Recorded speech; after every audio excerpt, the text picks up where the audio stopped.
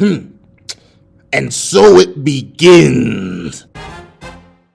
Before we hop into this ranking of the 4 Magi main characters, please do me a favor and leave a like, drop your own thoughts on the characters in the comment section down below, and subscribe if you haven't already. Now, let's get into it. What's up guys, I got the pencil here, and here we are to rank the 4 Magi main characters. Basically, the 4 I consider the main characters. I know you could argue Judar could be here, I know you could argue Sinbad could be here, I know you could argue a lot of other characters could be here. However, I'm just going to stick with these 4 because I have a lot to say on them individually, and they're still getting their own videos. I hope you know that. But here we are to rank the 4 main characters who I consider to be Aladdin, Alibaba, Morgiana, and Hakuryu. Yes, I'm gonna start saying his name right. If you remember that Magi video, I kept saying his name wrong. I'm pretty sure I'm saying it right now. However, enough delay, let's hop into number 4. Okay, now I may be biased. I don't like Hakuryu. And I know a lot of people love Hakuryu, or at least that's the general reception I get of him. A lot of people think he's fantastic, and I do think he's good. I think he's a very good character, but I already watched Avatar. I don't need another Zuko character. Oh wait, what did I say? No, I'm kidding. I'm not saying he's a knockoff Zuko. You can see similarities, and you can see similarities with Todoroki too. That's neither here nor there. It's completely different circumstances. Let's actually talk about Hakuryu as a character, and why I don't find him as entertaining or as pressing, or really his story as interesting as any of the 3 main characters. And I think it's because he's introduced so late into the narrative. And what do I mean? Hakuryu doesn't show up until literally night and/or chapter 25. For reference, our last main character was introduced at night 4, chapter 4. So obviously there's a long gap of time before we even get introduced to him. So that's the disconnect for me from the start. Second, I just don't think he's that interesting. I understand his motivations completely, and I think they're very good. But my thing is, he's kind of weird, as in the sense that I understand his drive, his motivation, all his beliefs, but I don't know. It's not even that, you know what, that's the weird thing. I can't even say he's not interesting. I just to say that I'm not invested in him as a character that heavily. Like, I was interested to see him finally fight Gyoken and finally get his revenge for what she did to him all those years ago. However, due to what Gyoken actually was, which was Arba, I'm more interested in Arba as a character than I am in Hakuryu. And I don't know, that's not very good. And the thing is, I feel like the main reason I don't vibe with him as much as I would is because I'm kind of salty. Because I feel like after all he went through to secure power, kill his mother, like everything went, like he just flipped so quickly. Like Hakuryu went from, I will kill anyone who gets in my way, and he literally kills Aladdin, to, oh yeah, never mind, I'm a good guy now. And I know it's definitely not that smooth of a transition. He definitely goes through some strife and struggling, but I feel like all that strife and struggling, unless I'm mistaken, which I could be, maybe I just missed it, because, you know, I did consume Magi in like a week and then reread it in like another week. But the thing is that confused me personally is I'm looking at it like, this happened so quickly. Like, we kill Aladdin, and then suddenly, I guess, you know, that's enough of a catalyst. I think I understand killing Aladdin, one of the people who helped him out so much, was something that would literally break Hakuryu as a character, considering what Aladdin did, and he's gonna start realizing how far he's fallen to darkness because of everything he's done. And I think the constant kindness from other people, I know why I don't like Hakuryu now. No, I do like him. Let me rephrase that. I do like Hakuryu, but now, after like thinking about it, reflecting on it, I know why I prefer other characters to Hakuryu. Hakuryu is, and he has the same problem that a character above him has. Hakuryu is very independent. Hakuryu. I just keep feel like I'm saying his name wrong. But Hakuryu is very dependent on other characters. As in, his motivations are never necessarily tied to something he's personally interested in. Like, he's always working for the machinations or the beliefs of someone else. And while I'm fine with other characters doing that, I don't know, the way Hakuryu does it, because remember, his entire motivation is based on killing his mother, then it's running the Koa Empire, then it's helping out everyone else. Hakuryu rarely has goals that pertain to himself, and the one goal that it was, I wasn't really comfortable with Hakuryu pursuing. Mainly because, I don't know, I felt like I understand why he liked Morgiana, because she was a powerful partner and was amazingly dangerous, and of course, he found her beautiful. But at the same time, the way he went about it, like, he legit yanked her into a kiss, and I'm confident he's lucky that Morgiana's a nice person and she could have thrown him to the moon.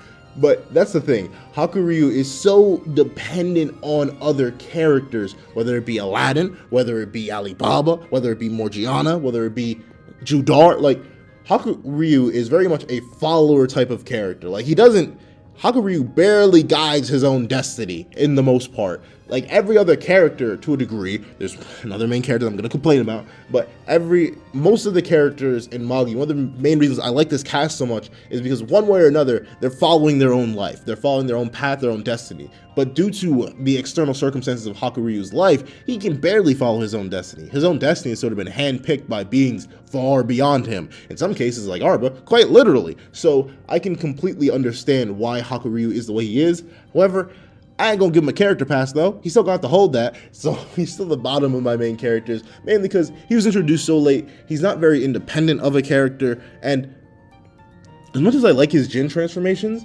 is it me or do we get so little of them being like actually relevant? Because I don't remember many of his fights with Zagan, nor do I remember many of his fights with Belial. Like the one major fight was the war when he took over the Ko-Empire. But even then, it was so quick and he did it in such a violent way that I understand Hakuryu is a good character fundamentally. I just don't like him as a character. I'm definitely going to go into praising Hakuryu in his story when he gets his own video, which will pop up.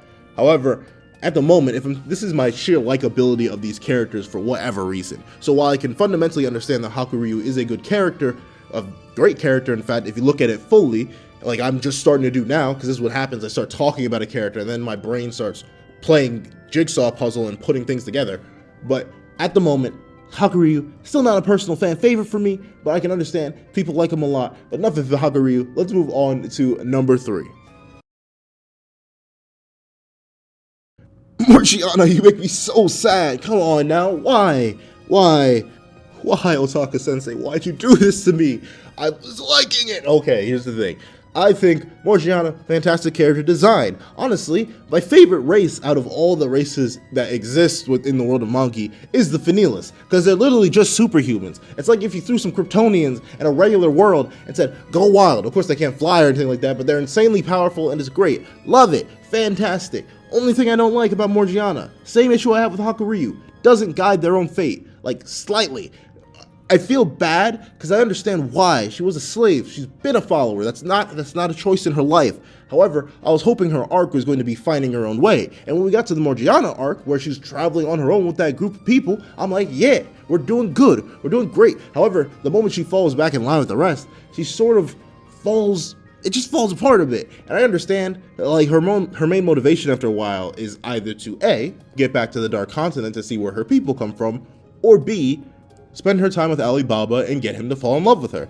And here's the thing, A becomes something way too dangerous for her, because if she goes back there, according to Yunnan, she can never see Alibaba again, because she's going to revert to her Fenilis form and be stuck like that.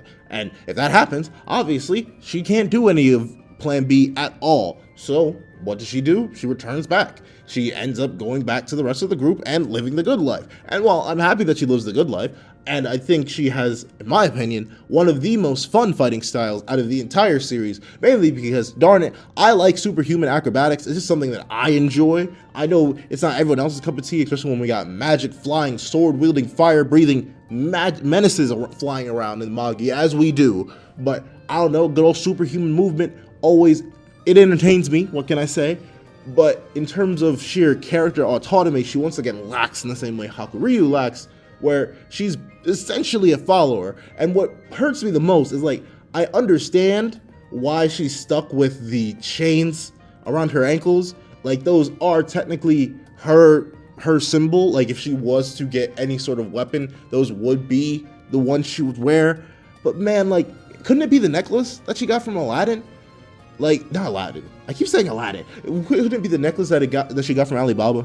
Or something else? Like, I get why it's changed, but at the same time, why is it changed? Like, and the great thing is, they are on her arms, and they are more so like bracelets. So I do understand why they're like this, but at the same time, I look at it like, man, couldn't it be something else? Like, maybe this is just my own weird preference. I prefer gauntlets a lot. Like, I don't know, cool gauntlets that would have, like, gone on her hands, or even, like, gauntlets that go on her feet. Like, she kicks a lot. Why not give her something like that? Let her evolve. But the thing, I understand why. But I think what kicks me the teeth the most is that she doesn't get her own like, here's the thing. Basically, every single person in our 4 main character cast ends up being special.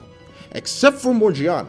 I know she's special since she's a finalist, but I was hoping that we get plot twisted, like the way that she has visions of her parents in the past. I'm like, oh, she got traded off as a slave for some weird idea, like she was royalty or something like that. So I was just hoping that something would happen, she would end up being royalty, and then she would get her own djinn. That's what I was waiting for. I was begging for it. However, then she became part of Ali Baba's household, and I'm like, I was like, come on now. Why? Why couldn't you give her her own? Literally, you let another random guy get his own. Like, there's a literal finalist that has a djinn equip. And I know people are going to be like, well, finalists have low magic count.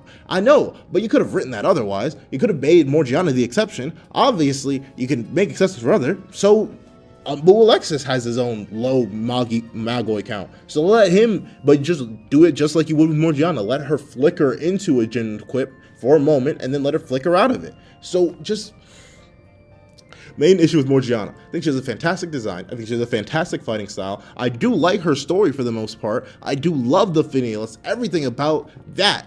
I just don't like how darn dependent her story is on her fellow contemporaries. Like, one way or another, this is even, arguably, it's worse than Hakuryu, but the thing is, she's literally guided by the whims of her friends for the most part. Once her entire A motivation, which getting back home to the Dark Continent, gets revealed to be a literal bear trap, then basically all of her character autonomy just vanishes, disappears.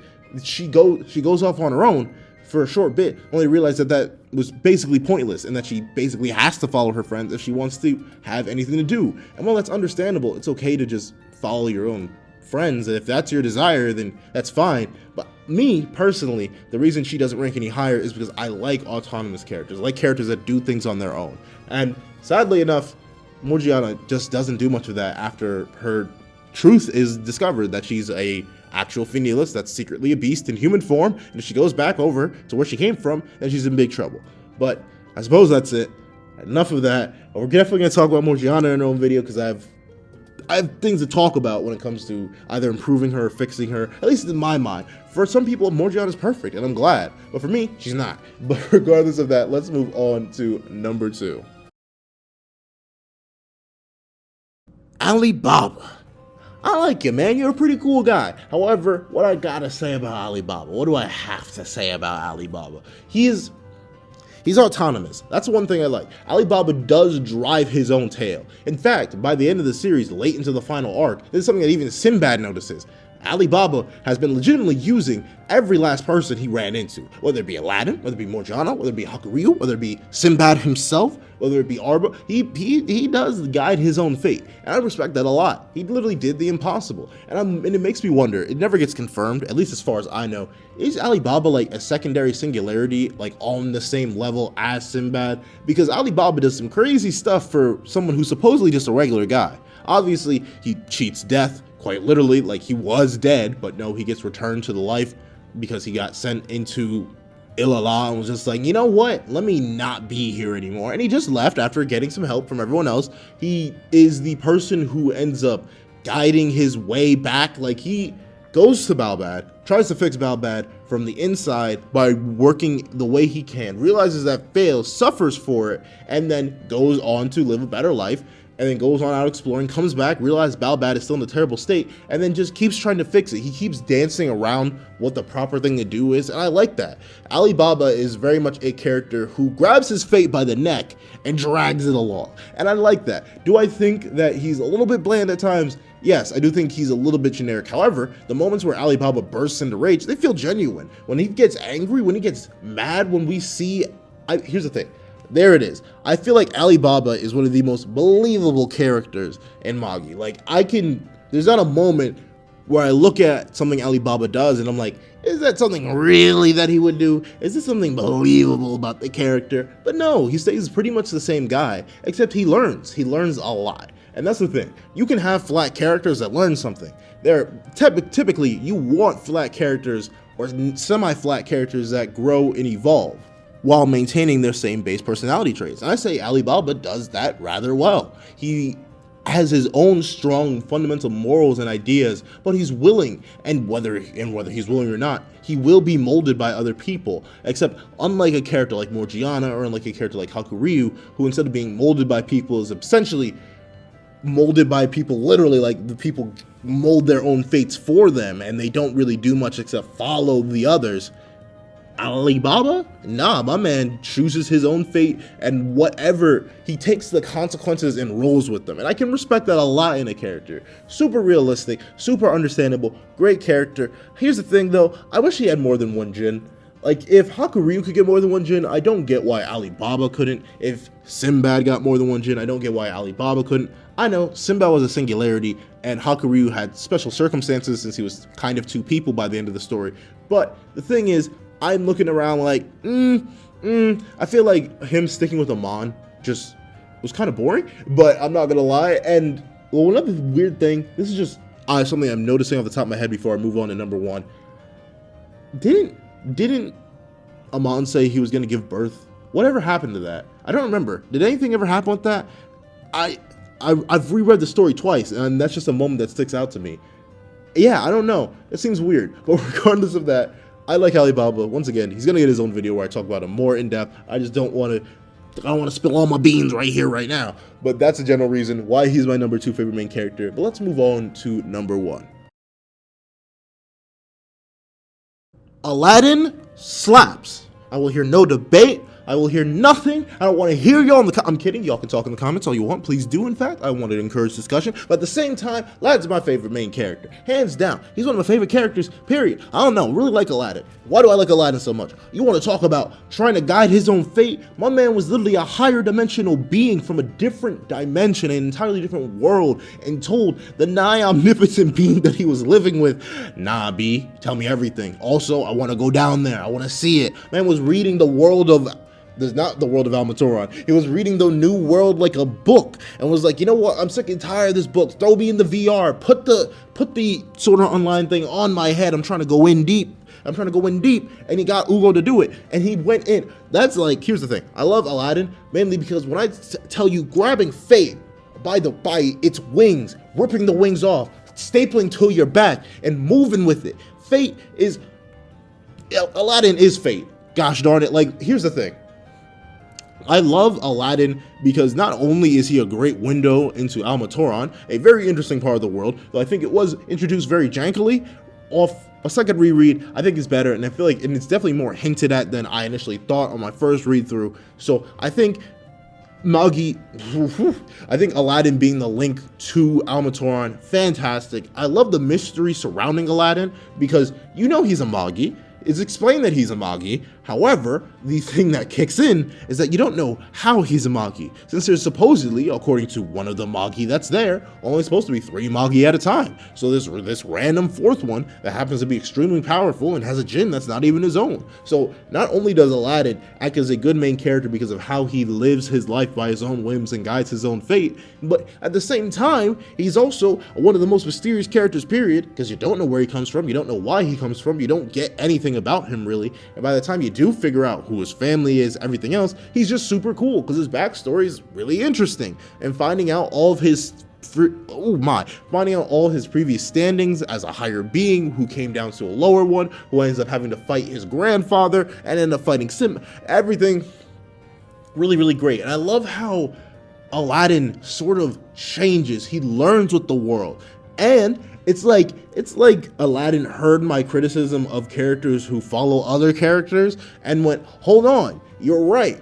This is like no, Sinbad was basically me in the final arc. He was like, so you're just gonna let everyone live and be happy by their own free will because that's what the people before you did, and you're nothing but a follower, right, Aladdin? And Aladdin was like, nah, Bree, don't call me a boring character. I ain't Hakuryu, I ain't Morgiana, I got my own fate. And he does. I love it. He chooses everything. Like, let's be real. If Aladdin wasn't in the narrative at certain points, there wouldn't be a narrative. Like, the entire war between Magastat and Rem, I'm not sure how you pronounce it, one of the two, if Aladdin wasn't there, things would have been in trouble. There would have been chaos.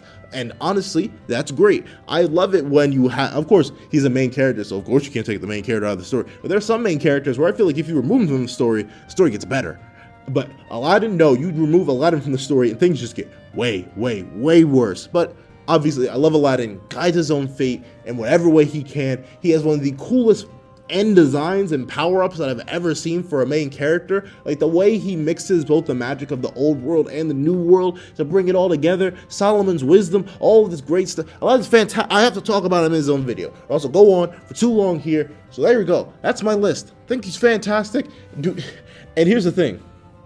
Let me tell you something. The gaps between the characters, they're like solid. Like there's not, like sometimes you ask me on a different day when I'm talking about like another series like Record of Ragnarok, and Adam will just be like, hey, I'm taking the #1 spot, by the way. And I just have to hold that. Like they'll just sit in my head. However, like this list for me, for the top 4 main characters, solid to me. I can't really argue anything in my head. Like this is my solid top 4 list. So please tell me your solid top 4 list in the comment section down below. Tell me your thoughts on these characters. I want to hear it. This is a series that I feel like is very underrated, both in terms of power and character writing and storytelling. So please tell me your own thoughts in the comment section down below. And thank you guys so much for watching. Please remember to like, share, comment, and subscribe. And I hope you guys have a wonderful day. This is That Guy with the Pencil, writing off.